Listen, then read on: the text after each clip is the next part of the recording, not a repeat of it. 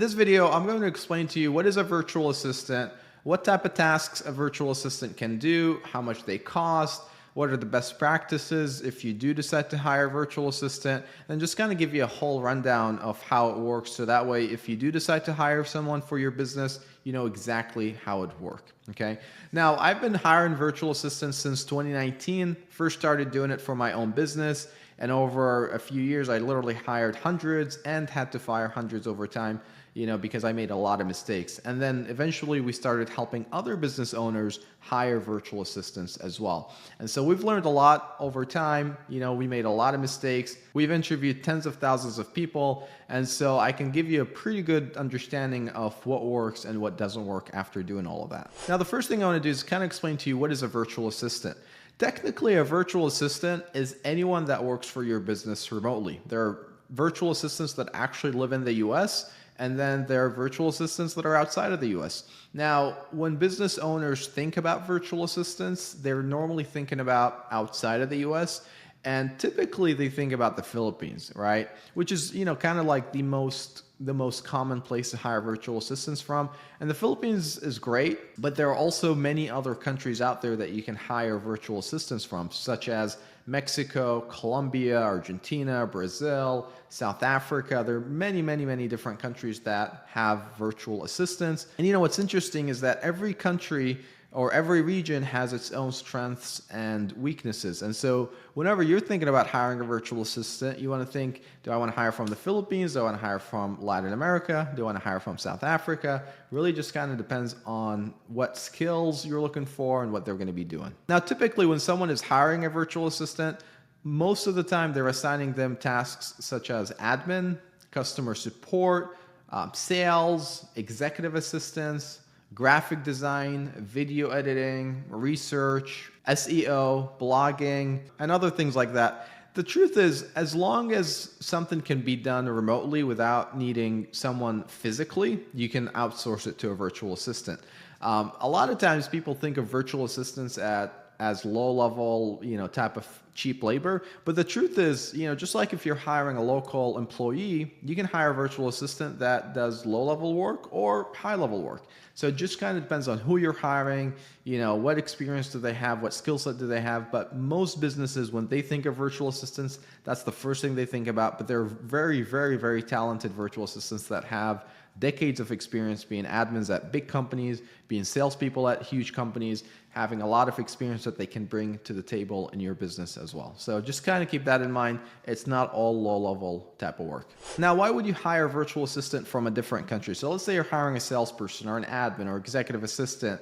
Why would you not just hire local? And the real answer to that, the number one reason is obviously the cost, right? It costs way more money to hire someone living in the United States than it does to hire someone from Mexico or the Philippines, where typically, it costs you about a fourth of the cost of someone in the US. So if you're thinking about hiring, say an admin, typically an admin is going to cost $5 to $6 per hour.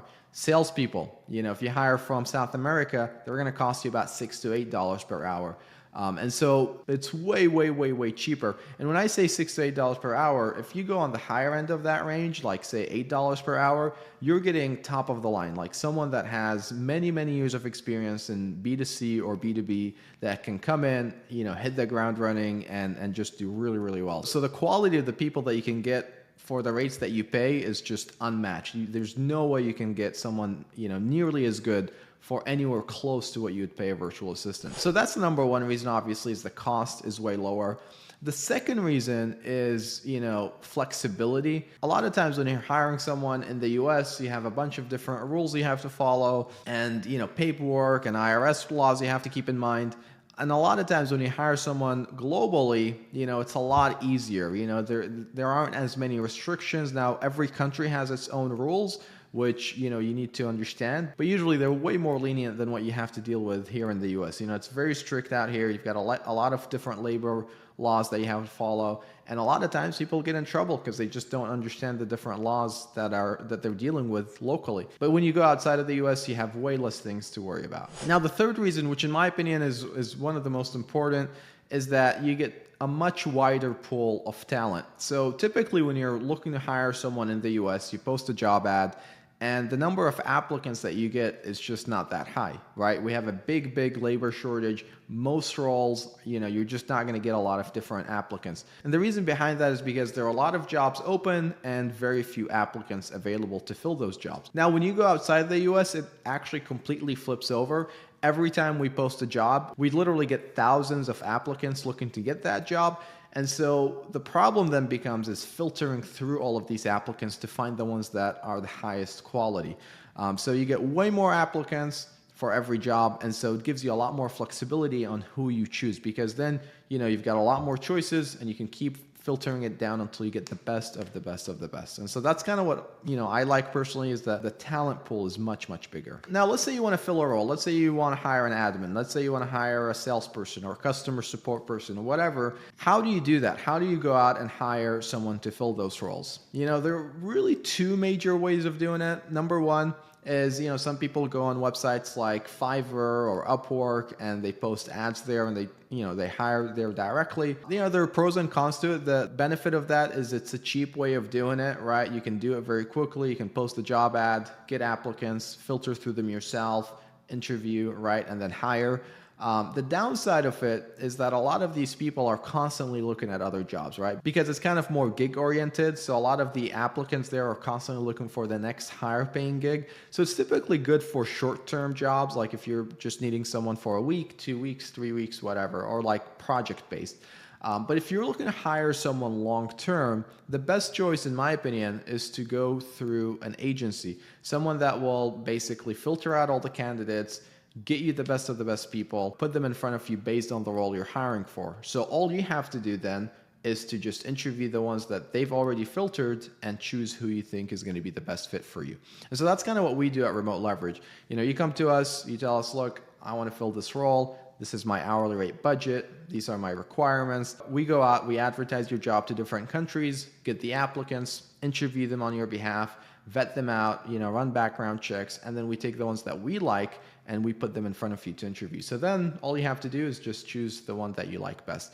And then the next step is we help you negotiate their hourly rate, right? Because we see so many applicants, we know what the going rate is for all these different roles. So we want to make sure that if you do hire someone, you pay them what market rate is. You don't end up overpaying, because a lot of times people will start too high and then you got to negotiate them down. So we help you with that as well. So that's kind of why I like the agency model, especially if you're hiring someone long term. Now the next thing I want to go over is, how do you ensure that you succeed with a virtual assistant? And the answer to that is, it's just like hiring any employee, right? The most important thing is that you choose the right candidate, right? So that's very important during the interview process. You choose the right person. And so that's what recruiting agencies will kind of help you with, is vet them out. Now, the next step after you choose the person is you have to get them accustomed to your business. Just because they know how to do sales, just because they know how to do customer support or video editing or graphics or SEO, whatever, doesn't mean they can get in your business and start doing it the first hour. You have to kind of give them guidelines and set expectations of what you want, how you want things done, and so that way they know the guidelines that they have to operate within, because every business is different, and what they might have been used to doing with some other company might not be what you were looking for. So first you have to set the guidelines. You have to give them KPIs, meaning, hey, I expect you to perform 50 calls a day, right? If they're in sales, or I expect you to do this or that, and this is how I'm going to track you.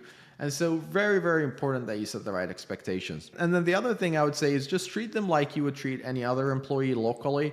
If you meet your employees every week and go over sales calls, then do the same thing with the virtual assistant, right? If you have monthly employee reviews, do the same thing for them, right? Just because they're not in the office doesn't mean they can work with zero structure. You still want to have a structure where they feel they have guidelines, they have expectations, they have to report to you. Otherwise, they might not perform, just like any other employee might not perform if they don't have clear expectations. Now, the next thing I want to go over is, how many hours can you hire someone for? It really just kind of depends. It's completely up to you. Personally, what I've found is that typically you need at least minimum 15 to 20 hours per week.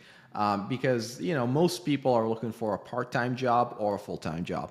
And so if it's like a 5 hour a week type of thing or 10 hours a week, go Fiverr, go use Upwork. That's kind of what that is meant for. But if you're looking for someone 15 hours, really on the low end, but ideally about 20 hours minimum per week, that would be ideal. Most people though, 90% are looking for full-time jobs. So that would be 40 hours a week. And so you want to make sure that, you've got enough tasks to give them at least 15, 20 hours worth of work every single week. Now, having said that, I want to talk about which regions you should hire from and why. Personally, I can tell you just from, we've now interviewed literally tens of thousands of people. We've helped numerous businesses hire virtual assistants for many, many, many different roles. And what I can tell you is that, different countries have kind of different skill sets available. Typically, if you're hiring customer support, there are a lot of people in the Philippines that have amazing customer support experience. There are also a lot of virtual assistants there that can do general virtual assistants, meaning they can take on a lot of different tasks, right? Especially admin tasks. If you're looking for something a little bit more advanced, like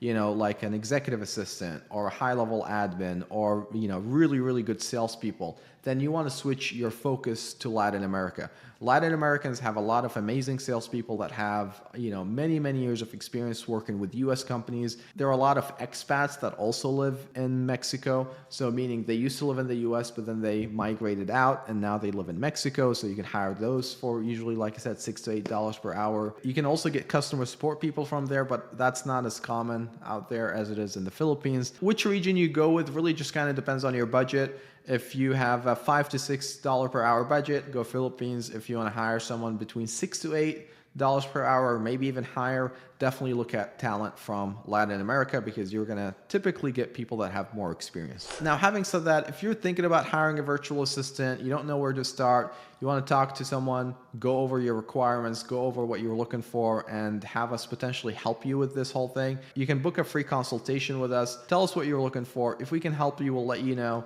If we can't help you, obviously we'll let you know that we can't and maybe give you a referral to somebody else. So you can interview people, choose who you want, and you don't have to pay us until you decide to work with them. So if you're interested in that at all, click the link below. Somewhere in the description, you can go on our website, book a free consultation with us, and we'll talk about the role that you're thinking about hiring for. All right, I hope this video is helpful. We have other videos about virtual assistants. You can click on the channel, watch other videos as well, and I'll see you all on the next one. Bye-bye.